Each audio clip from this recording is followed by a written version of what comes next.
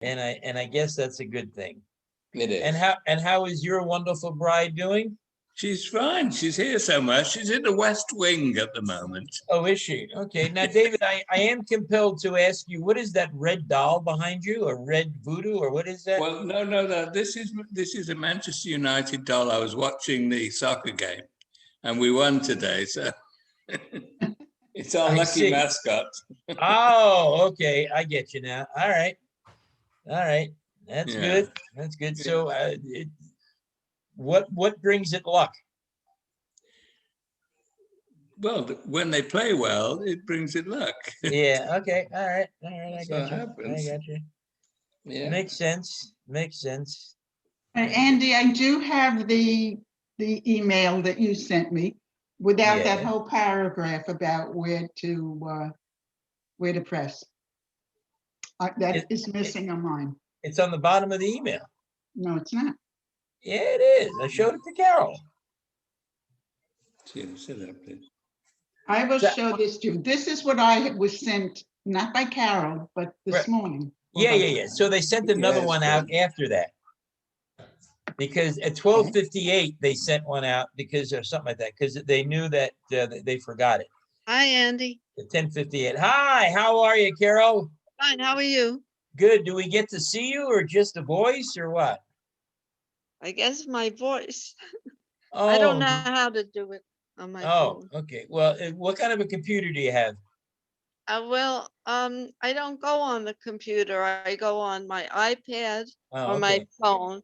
And my iPad, I can't, as it does, I don't know how to work.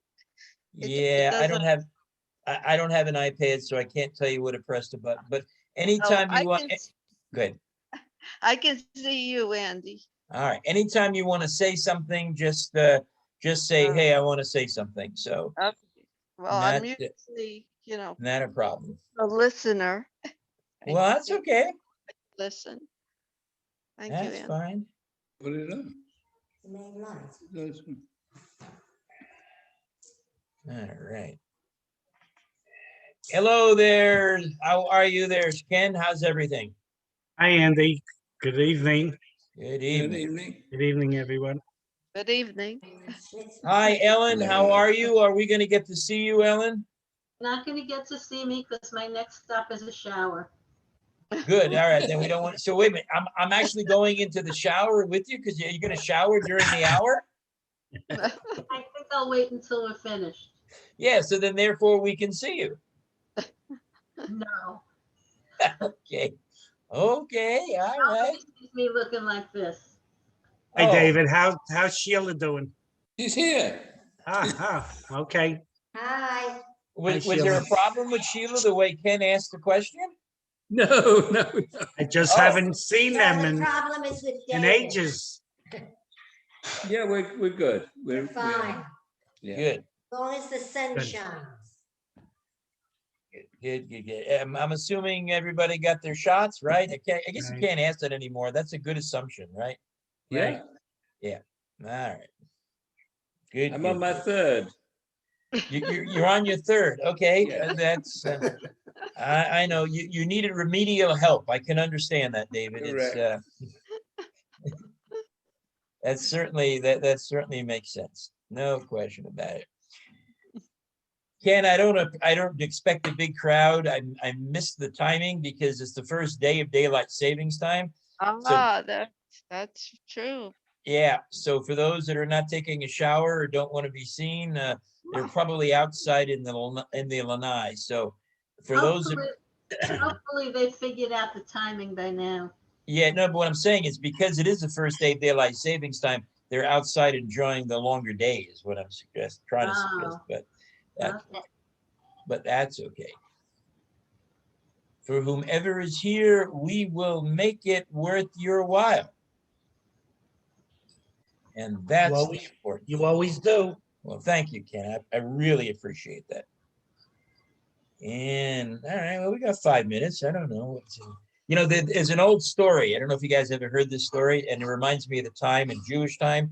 So there was a bat mitzvah at a synagogue, and it said services start at 9:30. Well, At 9:30, there were 75 people in the congregation. Mhm. And the rabbi turns to the cantor and says, "We can't start." And the cantor, of course, says, "Why not? There are 75 people out there." To which the rabbi responds, "Well, there's no minyan." To which the cantor replies, "But who are these 75 people?" He said, "Well, they're obviously not Jewish, because Jews don't show up when the services are supposed to start. It's the other folks that think that really starts on time."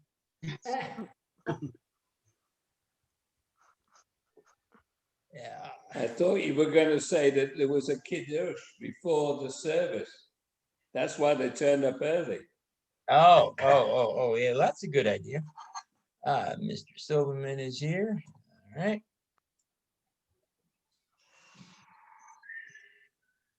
By the way, hey, David, how are you? Hey, okay, how you doing, Andy? Terrific. This is Hey, going to be David.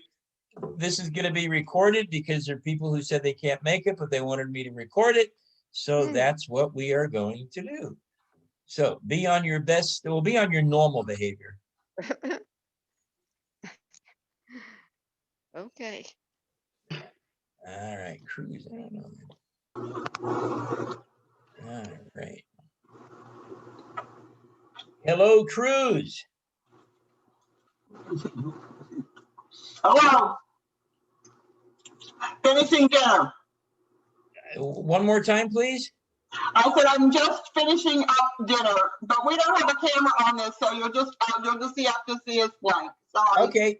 What are you having for dinner, if you don't mind me asking? We had leftover from Mama Mia's that was so crowded last night. Well, good for you. Good for you. We ate outside. We're fully vaccinated, but we ate outside. Yeah, as did we. We are morphing back into society, eating outside. No question about it.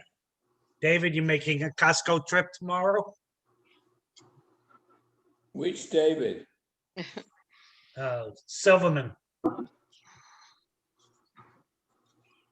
Hello, the Esker family. How are you? Okay, we're doing good. How you guys doing? Terrific. Good. I see you're getting used to daylight savings time with your sunglasses. That's good to see. Yeah. I'm here. Kenny.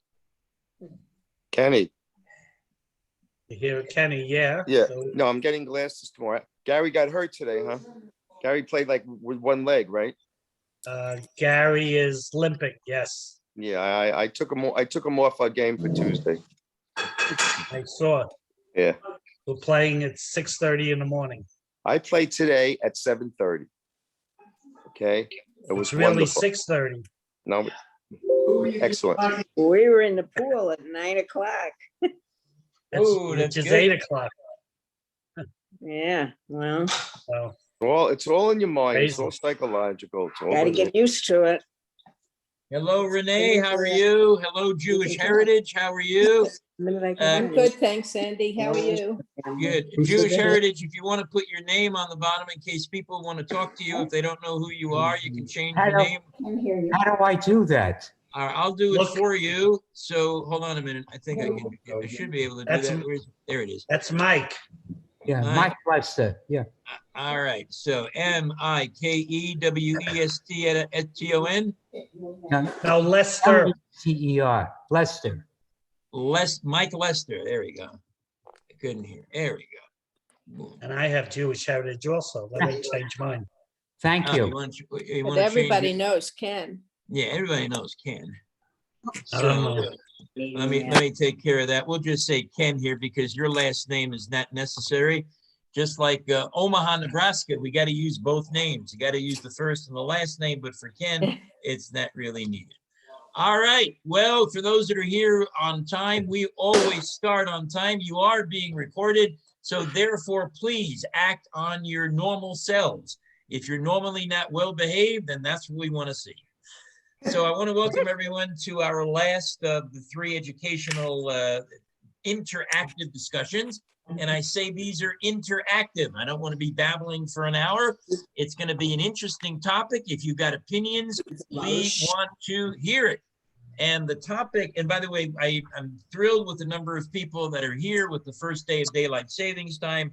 I figured, and of course the Grammys, I'm competing against the Grammys, but that's 8 o'clock. Okay, so here we go. We're going to be talking about religious indifference and religious intolerance. And that is extremely important around this time of year because it's a mere 2 weeks to Passover.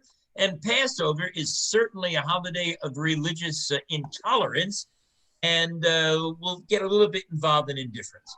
But the first question really becomes, by definition, what does it mean to be religious? What does it mean to be religious? Somebody start me off with what your opinion is. What does it mean to be religious? Go ahead, Mike.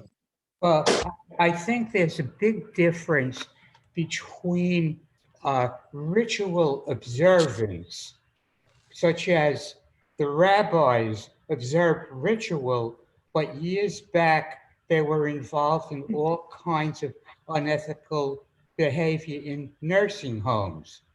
So to me, religion is more about ethical and moral behavior, because Reformed Jews are not as ritual observant as an Orthodox, but they may or may not be more moral in their daily activities.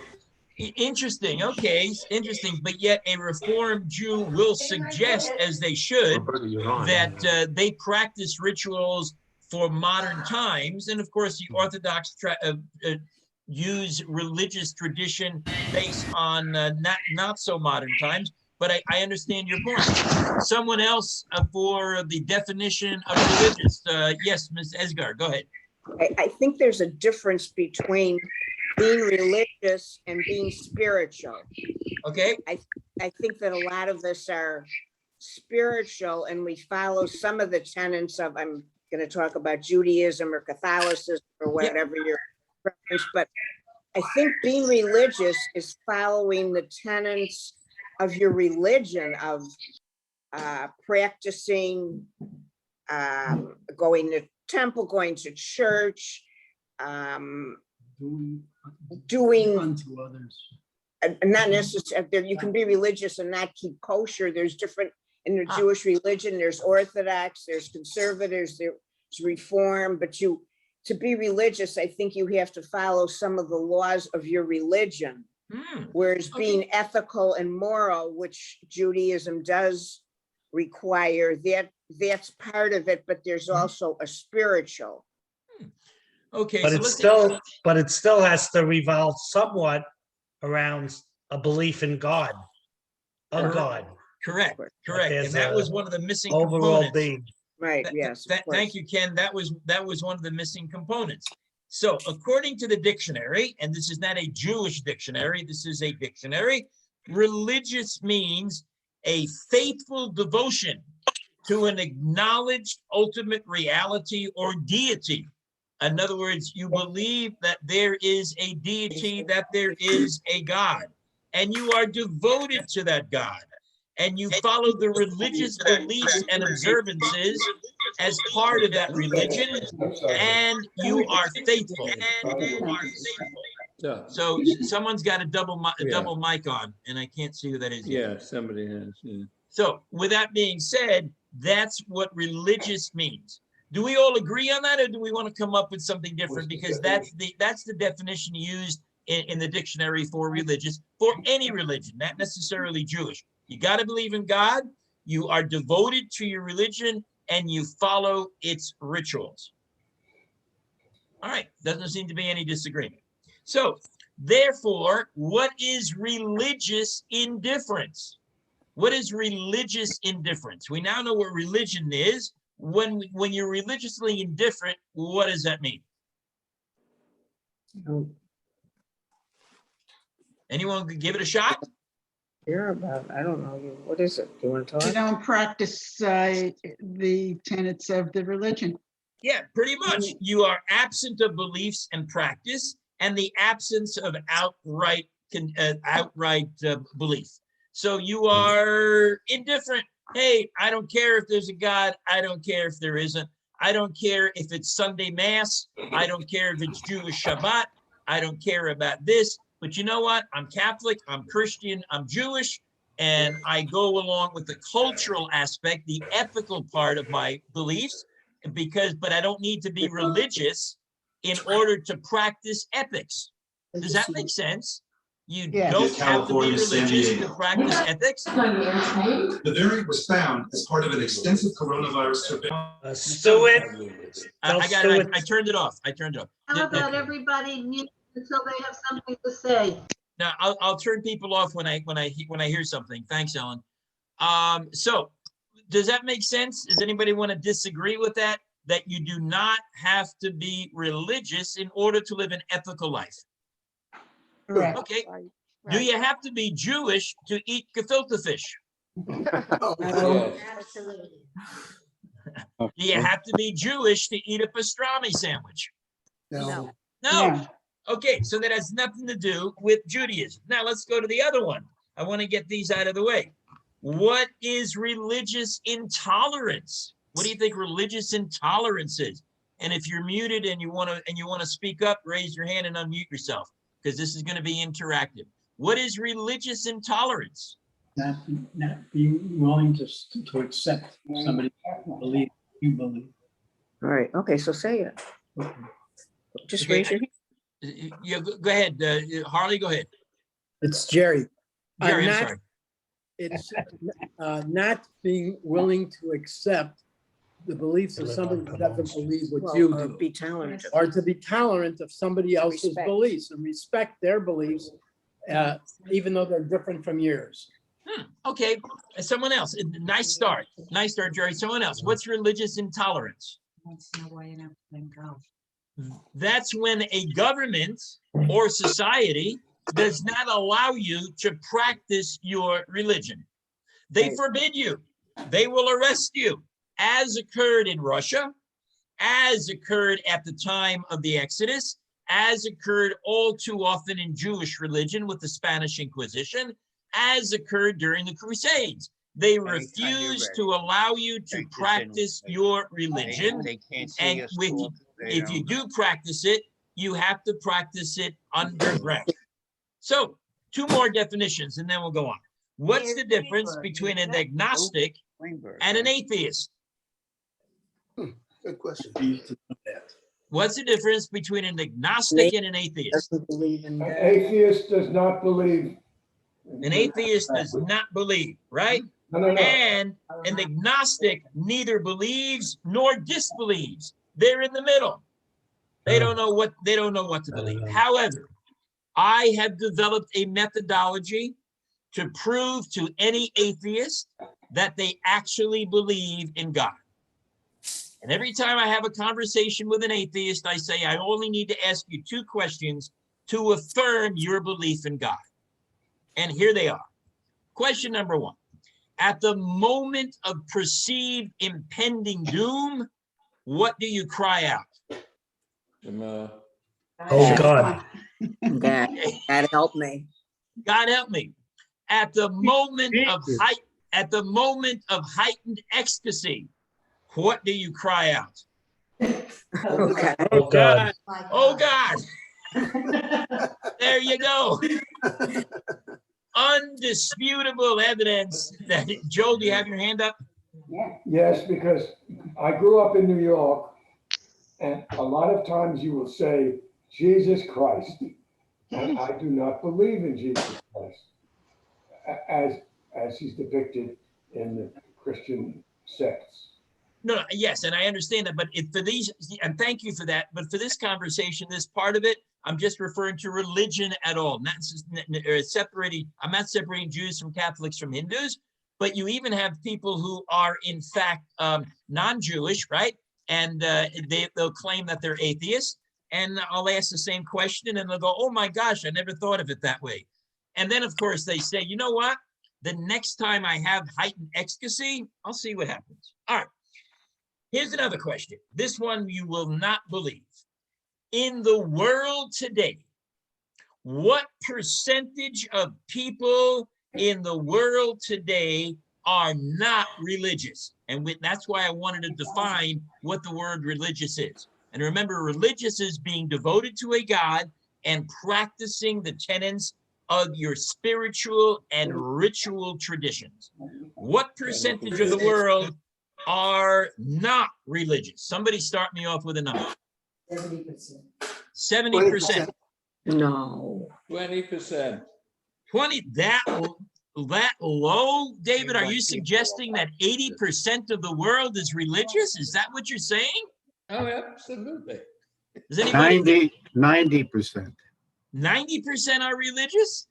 No, are not religious. Are not religious. Okay, thank you, Jeffrey. So you got David who says 80% or maybe 20% are not religious. You're saying 90. Anybody else got any numbers you want to throw out? I think it could be less than 20%. Less than 20% are not religious. Muslims. Here's a number. 16% of people worldwide are not religious. Wow. 84% of the world population is religious. I thought that, Where did yes. that number come from? That came from a recent survey that was just completed in 2021. And I'll give you some more data from that will absolutely just shock you. That was only 4% out. All right. So Mike, you had your hand up? No. Oh, sorry.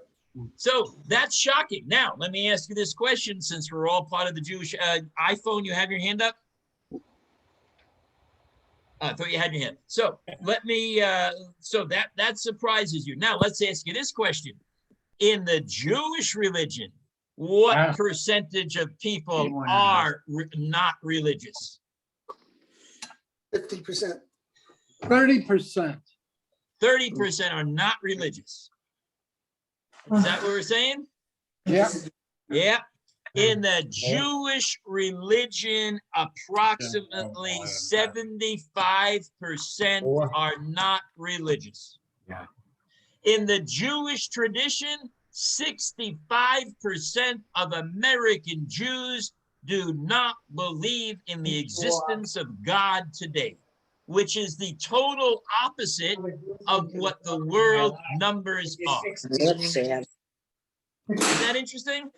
But I met a rabbi one time. Actually, a story came out where it was Kol Nidre evening. Kol Nidre. And the rabbi is standing outside the synagogue as the worshipers come in. And the rabbi says, "Welcome. May I ask you a question?" And the congregant and worshiper says, "No problem, Rabbi. Here are my tickets. Don't worry." The man said, rabbi said, "That's not the question." He said, "Here's my question. Do you believe in God?" If Mr. Levine said, "Yes, I do," he let him in. Huh. Mr. Cohn comes up and says, "Mr. Cohn, it's nice to see you. May I ask you a question?" Mr. Cohn said, "Yes." The rabbi said, "Do you believe in God?" Mr. Cohn said, "No." Huh. To which the rabbi said, "Well, if you don't believe in God, why are you here?" To which Mr. Cohn replied, "Just in case." Just in case. All right. Karl Marx, he called religion the opium of the people. Sigmund Freud, who himself was a Jew. Does someone want to say something? I didn't want to overspeak somebody. All right. It's the Ribelos. Did you guys want to say something, Murray? No. All right. Sigmund Freud felt that God was an illusion. Sigmund Freud was Jewish, by the way. God was an illusion, and worshipers were reverting to their childhood needs of security and forgiveness. Here's a piece of data that many of us might not be aware of. In South Florida, which includes Palm Beach County, Broward, Miami-Dade, what percentage of Jews do you think belong to a synagogue and pay dues? 25%. Mike, what was that? 10%. 10% belong to a synagogue. He is absolutely correct. 90% of the Jews in South Florida do not belong to a synagogue. Counter that with the number of people in the world who believe in a God and who absolutely go forward with it. This is known as, people also take a look at God as pretend play, that there is no God, which I'm not going to discuss today because we did some of that years ago.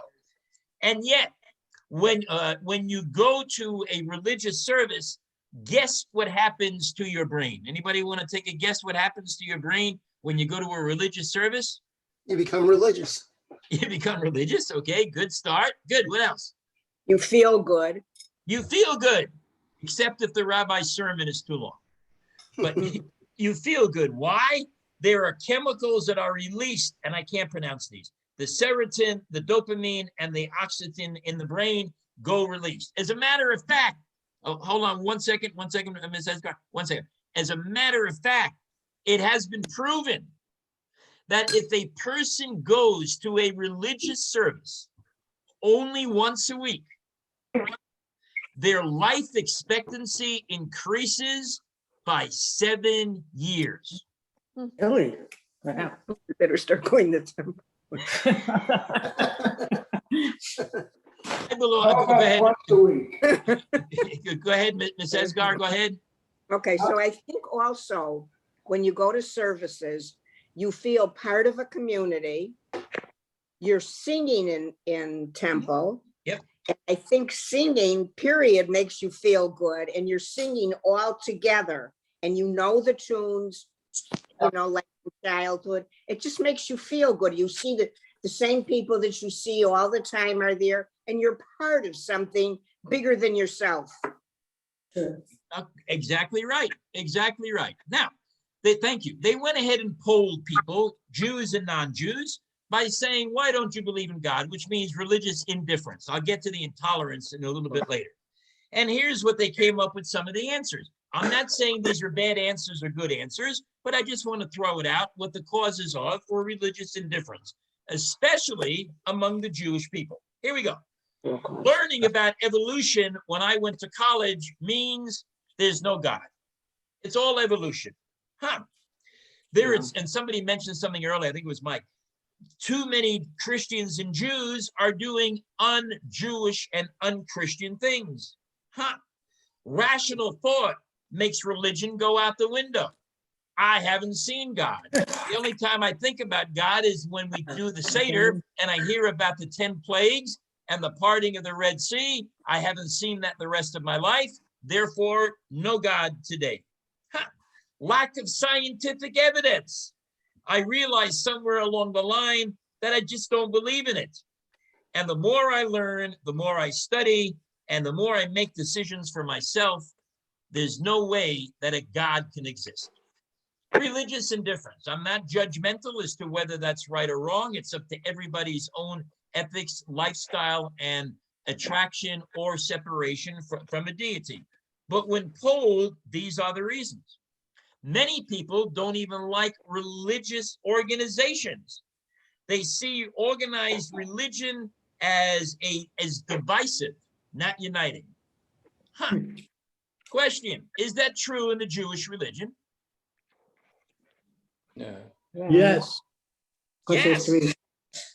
Especially in the Jewish community, in the Jewish religion, in American Jews, because of the Holocaust. If there was a God, how could he have let this happen? That's their belief. So when someone approaches me with that question, that always comes up. I have an answer. It's not the answer. It's not the right answer, but it's an answer. Because if I really knew the answer, wow, who knows? But here's my answer to that. If we remember the beginning, if we studied it, how the Holocaust started, there was a decree signed that said what? Every Jew will be killed. They called it the final solution. Regrettably, 6 million Jews were killed. Was every Jew killed? No. Why not? I don't have an answer. I just posed the question. Man intervened. Was it only man? Now, the second part of it is, regrettably, 6 million Jews lost their lives. But what was the outcome? The state of Israel. You might ask the same question about the Passover coming up. Why did a God allow his children, us, the chosen people, to be slaves? Why did God allow the Spanish Inquisition to happen? Why did God allow the English to throw the Jews out of England, etc., etc.? By the way, there's an answer for that one. What's could the tell you answer? Do you know the answer, David? Well, it was Cromwell. Yeah, but why? Why did he bring them back? Now, why were they thrown out in the first place? They were Oh, thrown out because the English government ran out of money. They Correct. borrowed money from the Jews. It came time to pay them back. They didn't have the money. So what did they do? They got rid of the Jews. They got rid of the Jews. So anyway, so they don't like the fact that religion is divisive. We are divisive in our own religion. The Orthodox don't think the Reform and Conservative are Jewish, and the Reform and Conservatives think the Orthodox are nuts. And the way I look at it, my own analogy doesn't mean it's right. Go ahead, Joel. I'm sorry. Go ahead. The Orthodox do not consider I'm a Reformed Jew. They don't consider me not, they do accept me as being Jewish if I was born of a Jewish mother. Yeah, well, the problem with that is if you go over to Israel and you want to go to a Reformed rabbi to get married, you can't do it. It's got to be the Orthodox, and there is discrimination from the Orthodox to the Reform. Thankfully, you're not feeling it. They're not denying that that rabbi is Jewish. That what they're denying is they don't think that he has a function because he's not Orthodox. Yeah, and so at the end of the conversation, we'll probably end up at the same place, okay? Because if he's not Orthodox, and therefore he shouldn't be a rabbi because he doesn't agree with the Orthodox doctrine. So, but try this example out. You're driving on the freeway. There are 3 lanes. The speed limit is 70 miles an hour. Okay, the Orthodox will drive 70 miles an hour. That's the rule. If it says 70, I'm going 70. That's it, leave me alone. The Reform will say, you know what? That 70 miles an hour is way out of touch with the times. I can go 75 and 80 and just be safe. So they go to the left lane and they go 75 and 80. The Conservative will go down the middle lane. When they need to, they'll go to the Reform. When they see a cop, they'll go into the right lane. And hold on one second, Ms. Esgar, 1 second. And then when the Orthodox sees the Reform driving 75 or 80 miles an hour, they'll scream out, "What are you nuts? The speed limit is 70. Huh. When the Reform pass the Orthodox going 70 and they're going 80, they'll look at the car in the extreme right lane and said, "What the heck are you driving so slow for, you fool?" So that's my analogy between how we look at each other. Ms. Esgar, you had your hand up? Well, yes, but they're still discussing like the Talmud, and they're still interpreting. There's different ways to interpret. If you go to the Bible, there's certain things that are laid down in the Bible that it's open to interpretation. And there's the old joke that if you ask a question to 10 Jews in a room, you'll get 10 different answers. So everything isn't so black It's and white. actually 10 Jews, 11 opinions. Yeah. Right. And so everything isn't so black and white. Listen, if you want proof of that, I invite you to join the Jewish Heritage Club board meetings, and you'll see how many different opinions come out. Yet at the end of the day, under Ken's leadership, we all do terrific, and we have a great program going. So somehow Ken has got us all to mold, and we appreciate that from Ken. All right, let me move on. People then say religion has turned into a business. I don't want to be part of a business. I want to go to shul, or I want to go to church. I don't want any of that.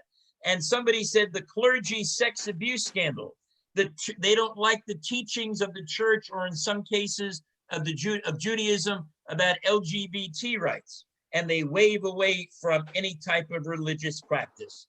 And of course, you have the inactive believer. What is the inactive believer? That's the one, and again, not being judgmental, they're active during the holidays, but away from the holidays, they're not active. And that's okay. Again, I'm not being judgmental, but that is religious indifference. It's okay. Did you ever think of it in those terms? No. Yes. Carol said yes. Yes, yes, All sure. right. You want to expand on that? You may, if you wish. It's, That oh, she- means, okay. Andy, I don't know if you're talking to Carol or Harley. Carol Weisbrot, go ahead. Yes, okay. It means that you don't practice, you don't go to synagogue each week, just during the holidays. I mean, that's my, that's Yeah, I mean, how yes, I practice. some people just go for the high holidays, and That's then what I absolutely. And yep, and some people just go for Passover, which, you know, Passover, by the way, is the most observed Jewish holiday. You know, that's the most observed Jewish holiday. Over 70% of every Jewish person will attend at least one Seder, which is something really interesting. All right, so let's go ahead, Mike. Good. We're all going to the Passover Seder, not because of the religious aspect, but because of the family gathering. Right. Ah, okay, so we go because of a family gathering. Okay. Yeah. All right. Yes, that certainly has a lot of merit, but yet you're giving credit for going, because even if you go there and you go for the family, at least you'll hear part of the story. So maybe not all of it, maybe not part of it, whatever. But yes, I absolutely concur with that. So then the question comes up: why not go once a year to learn about? And I'm not, again, trying to be judgmental. I'm just posing the question: why not go at least to learn what the Jewish history was? Because it actually applies for today. Watch this. We were slaves in Egypt. Everybody knows that. Many of us can't relate to it. I got it. We weren't there.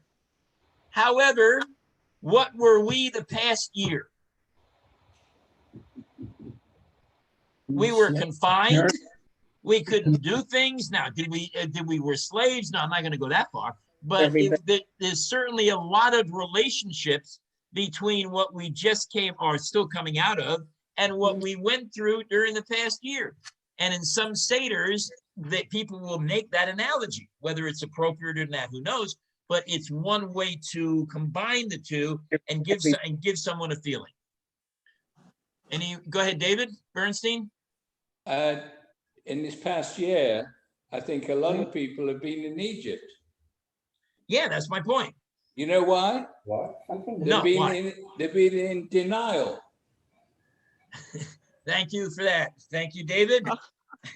Appreciate that. Okay. Now let's compare that to religious intolerance. Okay.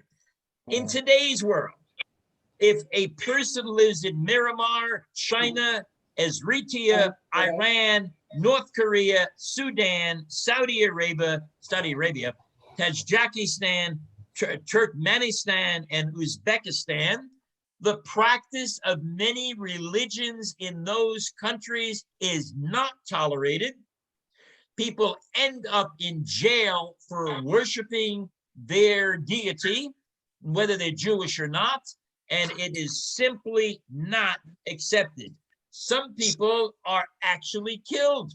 For example, China, believe it or not, they allow for normal religious activities. That's a great thing.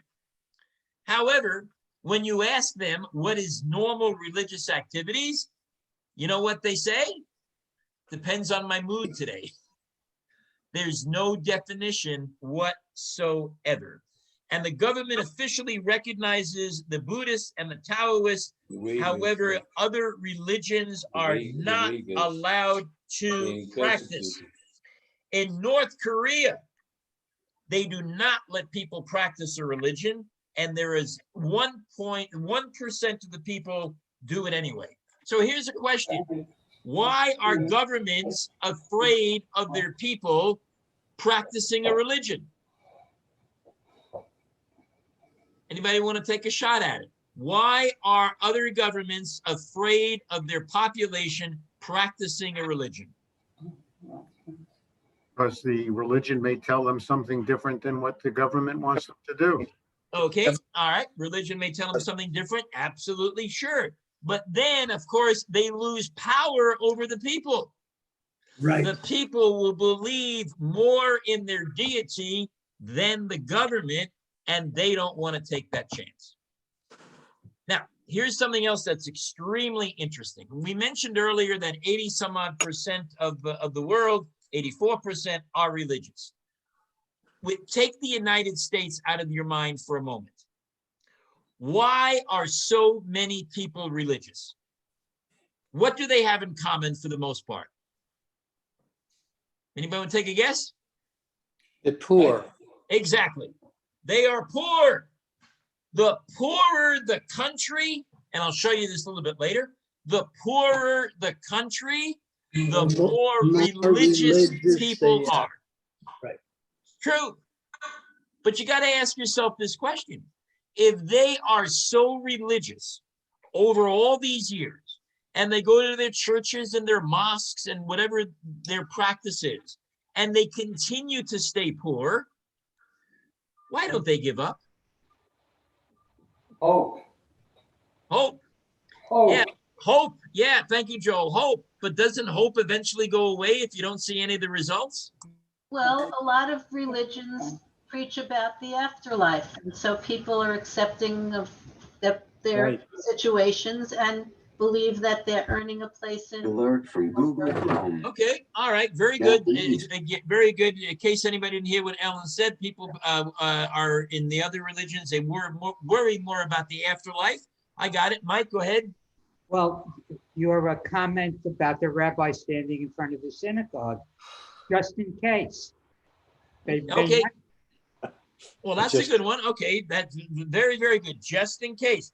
But yet, the opposite data says, for the most part, the more wealth you obtain, and there's one exception, the more wealth you obtain, the lower your religious practices. Why? You don't need hope. You got it. Why bother praying? You got what you want. Sei gesund. Everything's a wonderful thing. I don't need to go to services. I got what I need. Who needs a God? I did it on my own. Who cares? And that is one of the problems in religions. The more you make, the more you earn, the less you participate. It's true. It's true.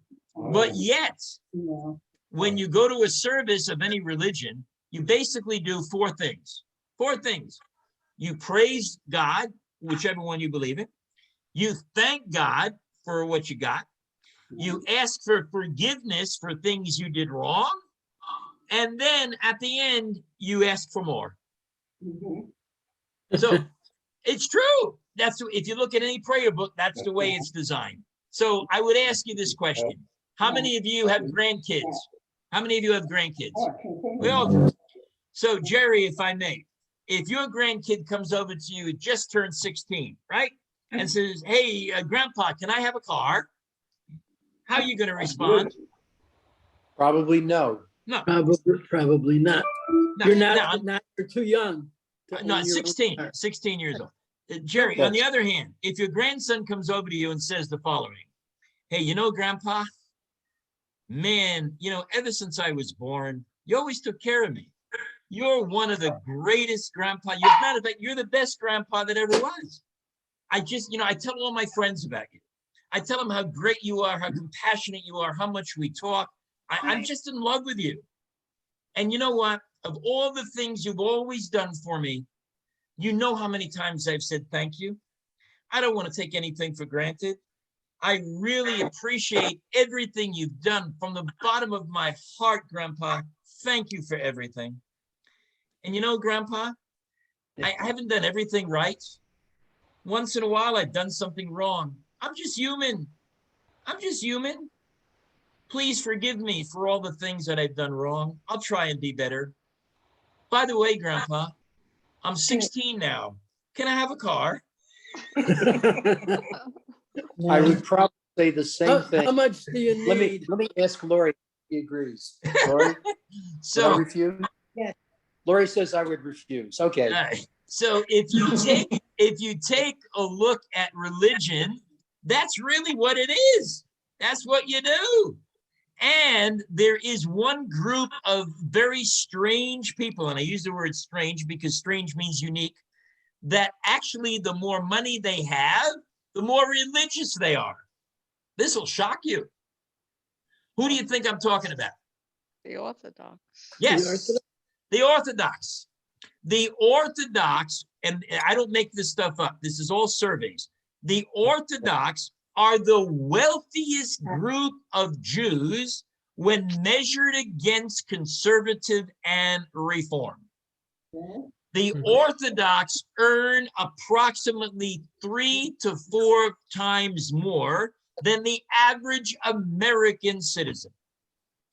And the Orthodox, and I'm not trying to get anybody to be Orthodox, I'm just saying that that's the trend, and it beats the trend. The Orthodox do exactly the same prayers I just referred to with Jerry, and that we all laughed at, because when we laugh at something, we know that it is the truth. And I'm not saying Orthodoxy is better than conservative or reform. That's not the purpose of our interactive discussion. I'm just relaying facts that are out there. And the average wealth of an Orthodox Jewish family is approximately $390,000, which is about $75,000 higher than a conservative and even higher than reform. And again, if you compare it to the average American family, they're left in the dust. But Where do you get these numbers from? these numbers are from a variety of secular and Jewish studies. And they're all published and they're all available. Mike, go ahead. Yet the Orthodox have the largest families. Okay. That sort of sounds a bit existing. And a lot of the Orthodox men spend most of their whole day studying Talmud. So how do they accumulate money? Well, that's a very good question. First of all, you have to break down the misconception. There's a misconception that all Orthodox men spend most of their time studying Talmud. If they did that, they would be violating Jewish law. They do that in Israel, don't they? Some do, but the wealth of many of the Haredi Jews, which is really religious, they're billionaires in tech, with a B, in technology, in real estate, in medical companies that they own. It's absolutely phenomenal. Okay, so if you're an Orthodox Jew and you spend all your time studying, you're violating the Jewish oath, because believe it or not, your first requirement is to satisfy the needs of your family. And then there's another one, by the way. I'll just go offline for a moment. Has anybody ever read your ketubah? Anybody ever seen the ketubah? Yep. Joel, I don't know. I've read my wife's ketubah. You read your wife's ketubah.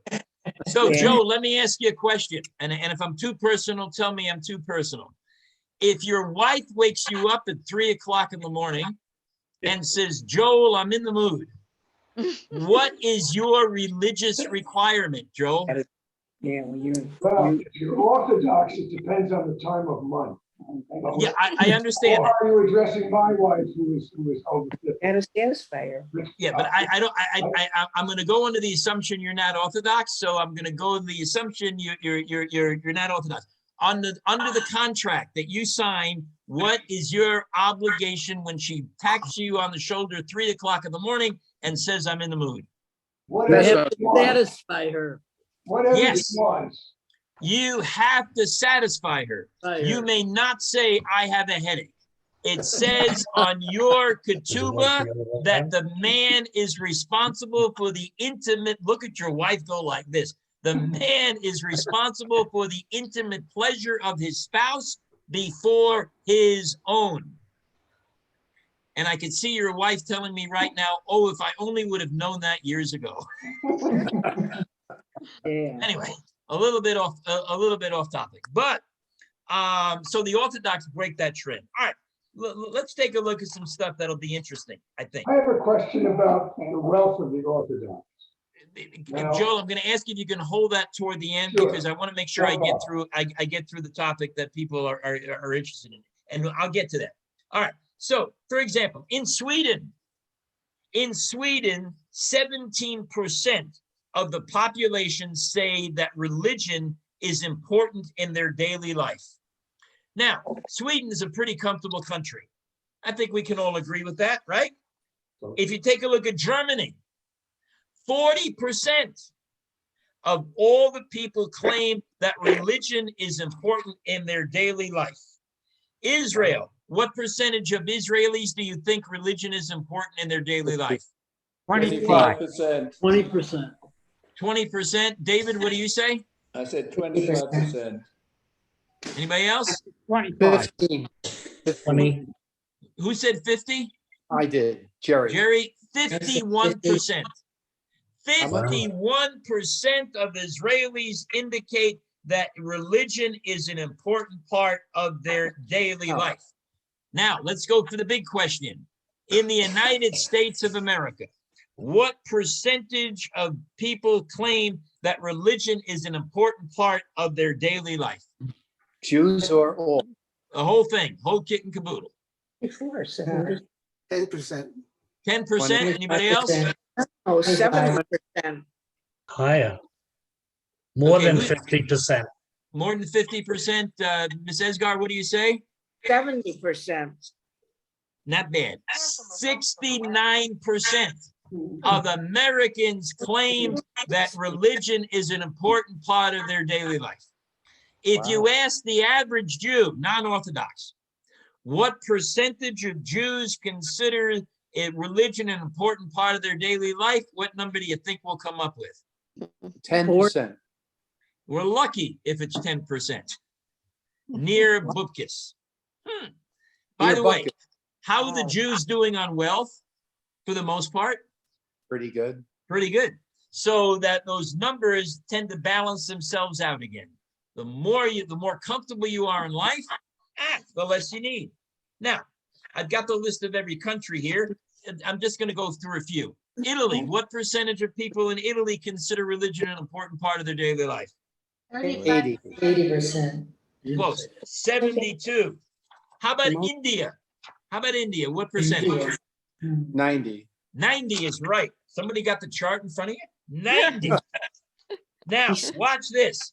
There are 35 countries in the world where religion is part of their daily life that is over 90%. And Wow. believe it or not, Exactly. and as part of that, there are four countries where 100% of the population do say religion is part of their daily life. You're going to ask me what countries? Here it comes. Somalia, Nigeria, Ethiopia, and Bangladesh. Every one of those places cover it. All right, I'm going to pause for a moment, and then I'm going to take questions before I go on to some other interesting data. People were. Are those right. all Muslim countries? I'm sorry, what was that, Jerry? Are they Muslim countries? Are they Yeah. Muslim countries? Let's see. I don't think Bangladesh is. Ethiopia might be. Nigeria isn't. Somalia isn't. Exactly. Indonesia is 99%. Yemen at 99 is. Sri Lanka maybe. Egypt maybe. Thailand definitely not. Thailand is 97%. Wow. Surprising? Yeah. No, Mike? because most of them are very poor countries. There it is. There it is. Most of them are very poor countries. There's All right, another, Ellen? there's another thing though. There are religions where there's not so much ritual. I'm making it up, maybe Buddhism or Hindus, that don't have to be going to a temple or whatever. And so it can be part of their life because they live ethically according to their religion. Yeah, but do you have to be a religious person to live an ethical life? No, but if you are living an ethical life, with a religion that doesn't require ritual, then it's easier for 100% of the people. Ah, okay, I'm with you. Okay, now I got you. So let me come back and say that. If you live a comfortable life, okay, and it requires a ritual practice, your religion, right? What's wrong with satisfying ritual obligations? Nothing. Nothing. If you live a comfortable life, you know, and you've got the time, if you make the time, time you always make, what's wrong with following ritual traditions? No sweat. Nothing. Nothing. So here's another question. Go ahead, Joel. Well, as far as continuing ritual, American Jews have been, non-Orthodox American Jews have been assimilated into mainstream America. Many of the countries you're naming, they are that religion because that's the religion of their parents, and they are continuing the everyday way of living, which is ritual. I mean, I really feel that the reason that Judaism continues is because of ritual, not theology, but ritual. It's the daily way of life that allows religions to continue. So when you're naming these countries that are poor, people habitually are practicing the ritual of their religion. So let me try and answer that. We all watch TV, right? Okay. So when we watch TV and there's a family gathering of non-Jews around a meal, okay? What do we see many times about a family gathering together? What do they do many times, especially on Young Sheldon and a bunch of other shows? What do they normally do? Yeah, they hold hands and they thank God for the food, right? Now, how many times in a TV show about Jewish families have you seen that? Zilch. So that is a ritual obligation in some religions, including Judaism. I didn't mean to interrupt you, Joe. I just want to finish my thought. That is a ritual obligation to thank God for the food. They do it. We don't. And then the whole thing about saying grace after a meal. Hey, if you want to get rid of people, if they're hanging around your house too long after dinner, you know the only thing you have to do is say, hey, let's do the Birchat Hamazon. Let's do grace. And what happens? You got the mass exodus. That's also at most shuls too, right? But if you look at other religions, they don't do that. Now, granted, they don't have a 15-minute thank you for the food thing. I'll buy that. But they do these things. So when someone says that they don't have daily ritual practices, yeah, there's probably a lot more that I could talk about also. Joel, go ahead. I interrupted you now. Go ahead. No, I don't want to branch off into different goals. All right. So, thank you. So we can. I just wanted to say that when I was in Israel on Shabbat dinner, the father blessed every child. Yeah. And they said prayers. Yep. I mean, it was just like a normal thing. This is what they did. Yes, that is absolutely correct. You betcha. And by the way, you talk about ritual traditions. Thank you for reminding me of that. So when you bless your kids on a Friday night and you tell them how wonderful they are, how do you think the kids respond to that? And if it wasn't for Friday night, how many of us, and you don't have to answer this, generally would go to our kids and say, man, you guys are great. How many times during the week does a husband turn to the wife and says, man, you are like a jewel. You are like none other. We do that on Friday nights. There you go. The Esgars are right there. I do it every day. I would suggest after we're done, get a room. All right. So,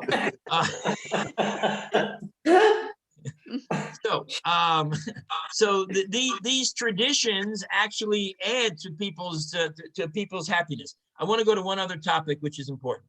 When a society is religious, how does it impact their ethical and moral fiber of that society? So you have the society, they're religious. what does it do to the moral and ethical makeup of that society? Anybody want to take a guess? Helps maintain it. Helps maintain it? All right, anybody else? Yeah. Has, I has no I effect, disagree. has no effect whatsoever. What did you I No have effect yet- what, go ahead, Mr. Esgar. I disagree. I disagree because of a religious community, the Hispanic community. They're ultra religious. They believe strongly in the Catholic Church, and they're very intolerable to children who are outside of their religion or children who are outside the norm. The gay or lesbian children, they are not accepting of their own children, and they'll throw them out of the house. And they're not very, they're intolerable if you don't believe, if you don't do what they want you to do. All right. I think you're generalizing. I think you're Alright. generalizing a whole society. And That's Yeah. on wrong. top of that, the younger the people, the more accepting they are. All right. Well, let's see what But the, lots of Latinx people are Protestant rather than Catholic. so let's see what the data says. A University of London professor, Stephen Law, has observed, if declining levels of religion were the main cause of social ills, we should expect those countries that are now the least religious to have the greatest problems. He concludes, the reverse is true. The Save the Children Foundation publishes an annual Mother's Index, where they rank the best and the worst places on earth to be a mother. And the best are almost always among the most secular nations on earth, while the worst are the most devout. Well, think about the Muslims. The nonprofit organization called Vision of Humanity publishes an annual Golden Peace Index.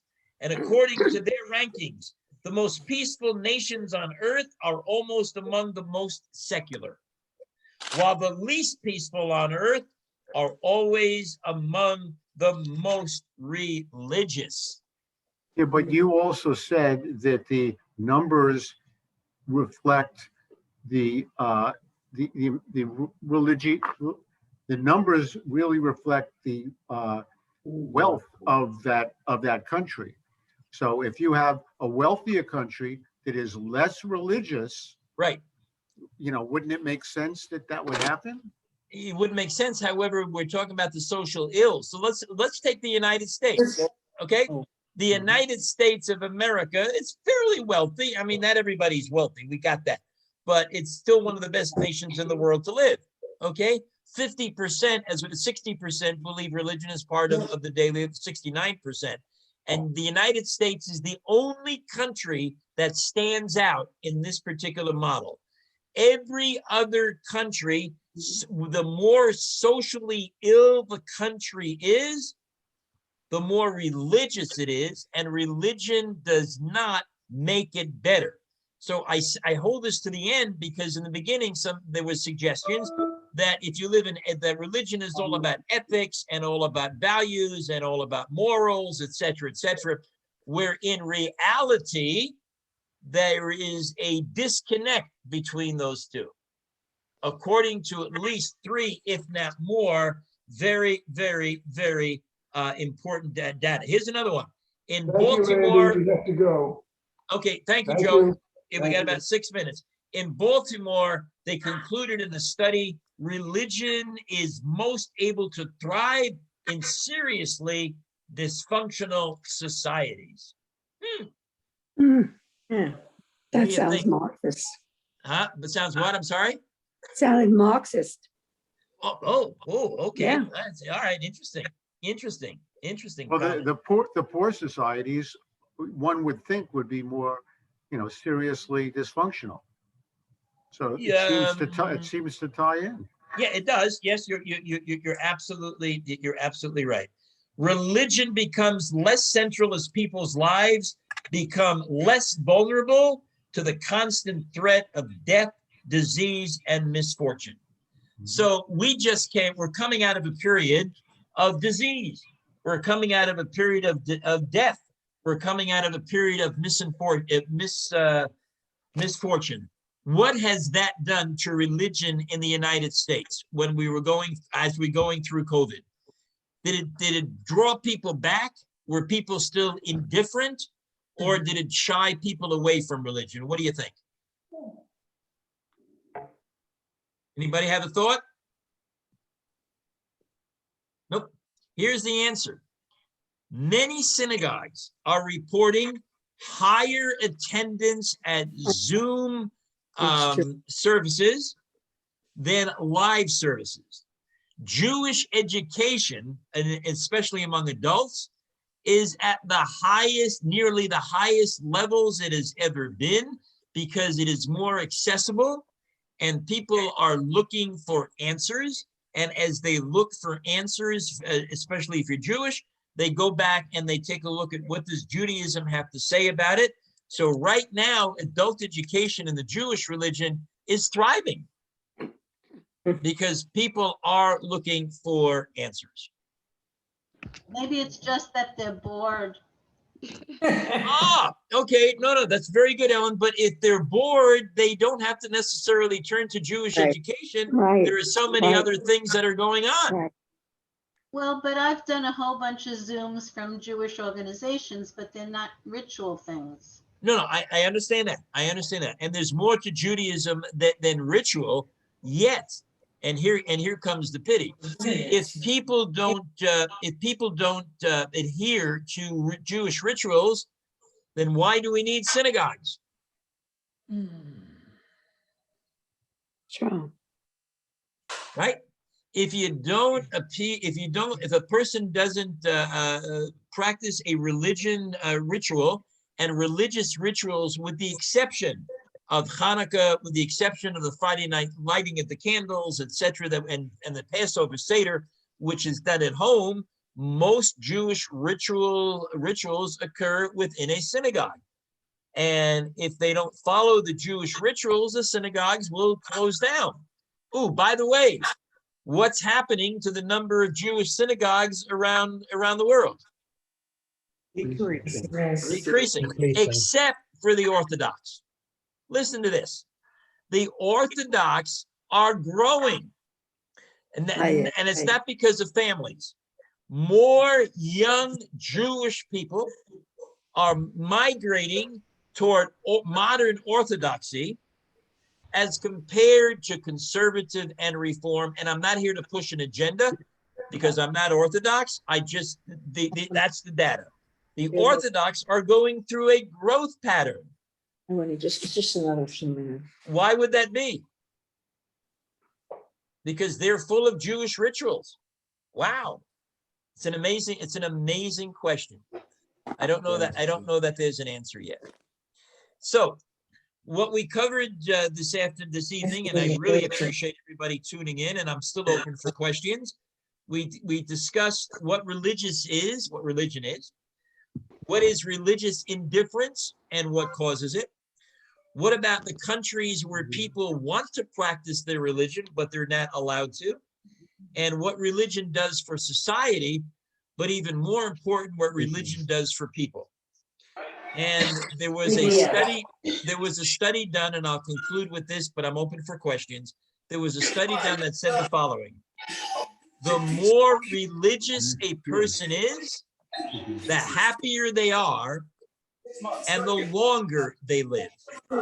And that includes ritual practices. Yes. All right. Any comments, questions, feedback? Go ahead, Ms. Esgar. Okay, at the beginning, at the end, in the middle of the lecture, you said that people that are wealthier are less religious because they have everything they need. But there was something at the beginning that you said that wealthier people are more religious. The Orthodox. It was the Orthodox. In the Jewish religion, the Orthodox are wealthy and follow the rituals.